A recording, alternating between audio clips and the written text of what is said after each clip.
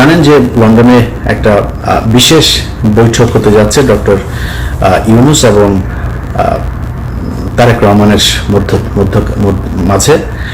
এই বৈঠকটা নিয়ে নানান ধরনের ষড়যন্ত্র শুরু হয়েছে এরই মধ্যে। এখানে সরকারের ভেতরে একটা পক্ষ আছে, যেই পক্ষটা দুই দিকে খেলার চেষ্টা করে। এর মধ্যে সবচাইতে বড় গালসাপ হচ্ছে আসিফ নজরুল এবং মনির হায়দার। মনির হায়দার হচ্ছে পৃথিবীর সবচাইতে বড় ধরনের একটা মানে ভদ্র বাটপার যাদেরকে বলে। এই বাটপারির যদি পিএইচডি বা পোস্ট ডক্টরেট যদি করা লাগে তার কাছ থেকে করতে হবে। এত সুন্দর, এত ভদ্র, নম্রভাবে আপনারা বুঝতেই পারবেন না আপনারা কি বলবো। ধরেন আপনারা আমার সম্পর্কে সে একজনের কাছে বাজে কথা বলবে না, ইলিয়াস ছেলেটা কিন্তু ভালো, হ্যাঁ ছেলেটা ভালো, কিন্তু সমস্যা হচ্ছে ও মাঝে মধ্যে বিভিন্ন মেয়ে মানুষ নিয়ে তারপরে মদ খায়, মেয়েদের সাথে যখন মিলে তখন একটু মদ খায়, হ্যাঁ কিন্তু ছেলে কিন্তু ভালো। কখনো কারণ আমার কাছে যদি আমি যাকে পছন্দ করি না আমার কাছে জিজ্ঞেস করবেন, আমরা ডাইরেক্ট বলে দিই, যা বলা তাই বলে, তারে দিতে হবে না। বিশাল গভীর জলের এক মাছ। এরা সব শেষ যখন কিনা সিটি কর্পোরেশনের এই যে গ্যাঞ্জাম হইল। আমি খুব দায়িত্ব নিয়ে বলছি, ইশরাক এই ধরনের ছেলে না যে সে, আপনি আপনারা আজ পর্যন্ত দেখেন ইশরাকের এই চরিত্র যে জোর করে যায় তালা ভাঙবে, জোর করে যায় নিজেই শপথ নিয়ে তারপরে মেয়র হয়ে যাবে। এই চরিত্র ইশরাকের আপনি জীবনে কোনোদিন দেখেন নাই, এবার দেখেছেন। কেন দেখেছেন? এর পেছনে অনেক কারণ আছে। আমি সবকিছু আপনাদের সামনে মানে বলছিও না, ওইটা নিয়ে ভিডিও করছিও না, যেহেতু আমি এটা ওই আলোচনায় যাচ্ছি না। বাট এই বৈঠকটা হয়েছে উপদেষ্টা পরিষদের। ডক্টর ইউনূস নিজে চান নাই, মানে কেন চান নাই সেটা আবার মানে ইশরাককে পছন্দ করে না, বিএনপির কাউকে বসতে, এই জন্য না, এটা অনেক কারণ আছে। এটার মানে লিগ্যাল অনেক ব্যাপার স্যাপার আছেন। তো এগুলো মিলে উনি চান নাই যে ওই নির্বাচনটাকে কেন্দ্র করে তারপরে এই কোর্টের রায় অনুযায়ী ও বসুক, উনি চান নাই। তো সিদ্ধান্তটা সব উপদেষ্টারা মিলে নিয়েছেন। এটাকে ইশরাক এবং বিএনপির কাছে গিয়ে আসিফ নজরুল এবং মনির হায়দার এমন ভাবে প্লেস করেছেন যে আপনাকে বা তোমাকে বসতে দিতে চাচ্ছে না আসিফ মাহমুদ আর হচ্ছে মাহফুজ আলম। এই দুইজন হচ্ছে তোমার শত্রু, দুই পক্ষকে মুখোমুখি করে দিল। দেখেন এখন এরা যখন জানলো যে হ্যাঁ ও আমার বসতে দিবে না, তোমরা হচ্ছে হ্যাঁ আমার কথা শুনবে না, বিএনপির পুরো সাংগঠনিকভাবে একদম সর্বোচ্চ জায়গা থেকে ইশরাককে ছাড়পত্র দেওয়া হয়েছে, না এটা আমাদের জিততেই হবে, এইটা দিয়ে দরকারে সরকার পতনে চলে যাব আমরা। মাঝখানে কি হইল? ওইদিকে গোয়েন্দা সংস্থাও পাম দিচ্ছে এই দুই পক্ষকেই, দিয়ে গ্যাঞ্জামটা বাধাই দিল। এমন একটা পরিস্থিতি তৈরি হলো যে ডক্টর মোহাম্মদ ইউনূস শেষে বললো আমি ইতেই থাকবো না। তো ইউনূসকে আপনি যত কিছুই বলেন, এখন আমি কালকে একটা পোস্ট করেছিলাম যে ডক্টর মোহাম্মদ ইউনূস লন্ডনে যাওয়ার পরে এই যে আপনার টোকাই পার্টি, যেটা পলাতক পার্টি এখন সেখানে নানান ধরনের ইটি করছে। সারা জীবন বিএনপির কাছে কিন্তু লন্ডনে সারা জীবন মার খেয়েছে ওইখানে, এবার তারা বিশাল আকারে। তো আমি এটা পোস্ট করেছিলাম যে বিএনপির উচিত ডক্টর মোহাম্মদ ইউনূসের ইয়েতে থাকা।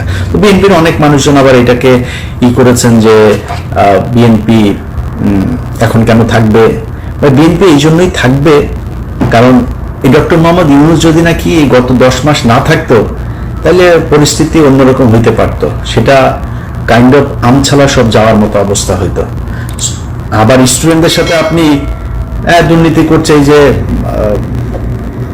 আপনার কি এই যে হান্নান মাসুদকে নিয়ে আলোচনা হচ্ছে, দুর্নীতি করছে তো অনেকেই দুর্নীতি করছে, করে না কে আমার এইটা বলেন, যে ওই দলের এই ব্যক্তি এই পর্যন্ত ক্ষমতায় ছিল করে নাই, করে তো। এই ছেলের তো আপনার জুলাইতে তার যে অবদান এটা ভুলে যেতে পারবেন না। তো এই জায়গায় রেসপেক্ট রাখতে হবে। এদের কারণে আপনি আজকে অনেক কিছু পেয়েছেন, অনেক কিছু সহজ হয়েছে, এটা মাথায় রাখতে হবে। তো আপনি এখন মনে করছেন যে না আমরা কেন থাকবো, বিএনপি কেন থাকবে, বিএনপি এই জন্যই থাকবেন, আওয়ামী লীগের প্রশ্নে আমাদের সবাইকে এক থাকতে হবে, এই জন্য থাকবেন। তো এটা নিয়ে বেশ হচ্ছে। এই যে দুই পক্ষের ভেতরে দ্বন্দ্ব তৈরি করে দেওয়ার চেষ্টা, এটা এই ইশরাকের সময় থেকে শুরু করে এই এখনো হচ্ছে। এখন নতুন করে যেটা হচ্ছে সেটা হচ্ছে যে তারেক রহমানের এই যে বৈঠক, বিভিন্নভাবে বিভিন্ন জায়গায় বিভিন্ন জনকে ম্যানুয়ালি এগুলো পুশ করা হচ্ছে যে এটা তারেক রহমান চেয়েছে। দু একটা মানে এই সোশ্যাল মিডিয়াতেও চলে এসছে যে তারেক রহমান চেয়েছে, গণমাধ্যমেও দু এক জায়গায় দেওয়া হয়েছে এভাবে যে তারেক রহমান চায় এই বৈঠক হোক। তারেক রহমান এই বৈঠক হোক এটা চায় নাই। আমি একদম দায়িত্ব নিয়ে বলছি, তারেক রহমানকে অনেকভাবে রিকোয়েস্ট করে তাকে রাজি করানো হয়েছে। স্থায়ী কমিটির সদস্যের বিভিন্ন জনের কাছ থেকে একাধিক উপদেষ্টা গিয়ে তারপর তারেক রহমানকে রাজি করানো হয়েছে, তারপরে তারেক রহমান রাজি হয়েছে। এখন তারেক রহমান রাজি হয়েছে, তারেক রহমান রাজি না হইলে খুব ভালো হতো, তারেক রহমানকে আমি ভালো বলতাম না। তারেক রহমান যে রাজি হয়েছে এটাই ঠিক করেছে। এবং যারা প্রপোজাল দিয়েছে, উপদেষ্টারা হোক, ডক্টর ইউনূস হোক, যারা প্রপোজাল দিয়েছে ভাই ছোট হয়ে যায়নি তারা। আমি মনে করি যারা প্রপোজাল দিয়েছে তাদের পক্ষেই থাকা উচিত, সেই ভালো কাজ করেছে। কারণ বিএনপি এবং ডক্টর মোহাম্মদ ইউনূস এই দুইটার মাঝখানে ফাটল তৈরি হলে তৃতীয় পক্ষ এখানে ঢুকবেন, অথবা আমরা সেটা চাই না। এবং তারেক রহমানকে কালার করার জন্য বা ছোট করার জন্য, তারেক রহমানকে একটু মানে ইগো করে দেওয়ার জন্য, একটু অ্যারোগেন্ট করে দেওয়ার জন্য যে চেষ্টাটা চলছে, আমি মনে করি এই চেষ্টাটা সফল হয় নাই। যে কারণেই বৈঠকটা হচ্ছে এবং আমার মনে হয় ফলপ্রসূ একটা, এই গেল কয়েকদিনে আমাদের যে সংকট ছিল সেই সংকটগুলো আর থাকবে না। তো আমার দুই পক্ষের কাছে অনুরোধ থাকবে যে ভাই, কেউ যদি নাকি বৈঠকের জন্য অফার করে, আবার আর কেউ যদি সেটা অ্যাকসেপ্টও করে, কেউ ছোট হয়ে যায়নি। একটা দেশ চালাইতে গেলেই ডক্টর মোহাম্মদ ইউনূস এখন সরকার প্রধান, তার সাথে যারা নির্বাচন করতে চায় তাদের বৈঠক হওয়া অপমানের কিছু না, এটা হইতেই পারে।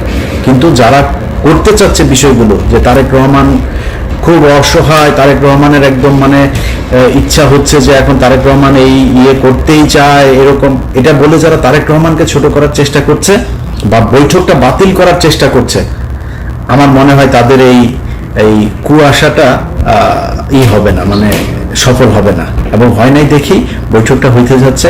আমরা বিশ্বাস করি এই বৈঠকে সামনে নির্বাচন নিয়েও দুই পক্ষের মধ্যেই একটা নমনীয় থাকবে, দুই পক্ষই ছাড় দেবে। এবং ডক্টর মোহাম্মদ ইউনূসেরও আমি মনে করি তিনি সম্মানিত একজন মানুষ, তিনারও অহেতুক নির্বাচনটা খুব বেশি পিছিয়ে নিয়ে যাওয়ার কোনো কারণ আছে বলে আমি মনে করি না। নির্বাচনটা হয়ে যাওয়া উচিত। এনসিপি যদি চায় যে নির্বাচন করবে, ডক্টর মোহাম্মদ ইউনূস যদি সেটার প্রধান হিসেবেও থাকতে চায়, নির্বাচন করুক। বাংলাদেশের মানুষ তাদেরকে যদি চায় তারা আসবে, বিএনপিকে চাইলে বিএনপি আসবে। সো আমার মনে হয় নির্বাচন আর এই সংস্কার, এই দুইটাকে সাংঘর্ষিক একটা জায়গায় না নিয়ে নির্বাচন নিয়ে একটা সংস্কার অলরেডি 10 মাস হয়েছে, আমার মনে এর ভেতরে অনেকগুলো কাজ হয়েছে। এখন নতুন করে আরো যে কয়দিন সময় হাতে আছে, এই কয়দিন এটা আমার মনে হয় 1 মাসেই সম্ভব। 1 মাস হিউজ টাইম, 30 দিনে এই ধরনের সংলাপ করে একটা সুনির্দিষ্ট জায়গায় পৌঁছানো যায়। সো আমি মনে করি একদম যেটা দরকার, কিভাবে নির্বাচন হবে, পরবর্তী 5 বছর পরে কিভাবে সরকার পরিবর্তন হবে, এই জিনিসগুলো ঠিক করে নির্বাচনে চলে যাওয়া দরকার। সেটার জন্য আমি মনে করি না যে এপ্রিল বা জুন পর্যন্ত কোনো সময় দরকার আছে। বিএনপি যেহেতু চাচ্ছে, আমার মনে হয় ডিসেম্বরের মধ্যে নির্বাচন দেওয়া সম্ভব। অ্যাটলিস্ট ডিসেম্বরে যদি তফসিল ঘোষণা করা হয়, জানুয়ারি বা ফেব্রুয়ারি, বাই ফেব্রুয়ারি নির্বাচনটা হয়ে যাওয়া উচিত। অতএব বিএনপি এবং ডক্টর মোহাম্মদ ইউনূস দুই পক্ষের কাছে অনুরোধ থাকবে, আপনাদের একটা সিদ্ধান্তের উপর বাংলাদেশের অনেক উন্নতি হতে